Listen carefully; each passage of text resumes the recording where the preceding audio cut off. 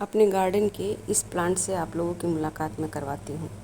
ये देखिए, इसको मोसेस इन द क्रेडल बोलते हैं और बोट लिली भी बोलते हैं। इसके बैक साइड का जो लीव्स होता है वो पर्पल कलर का हो जाता है और ऊपर साइड में ग्रीन रहता है।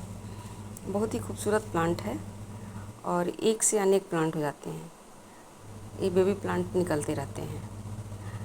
अगर मेरा वीडियो अच्छा लगे तो आप लाइक शेयर सब्सक्राइब ज़रूर करिएगा। देखिए, ये बेबी प्लांट निकला हुआ है। मैं इसको एक छोटे से पॉट में भी लगाई हूँ, आपको मैं दिखाती हूँ। देखिए, ये कितना एक छोटा ही पॉट है, इसमें कितना घना हो गया है। बैक साइड का है, देखिए पर्पल कलर है। मेरा वीडियो अच्छा लगा तो लाइक शेयर सब्सक्राइब ज़रूर करिए।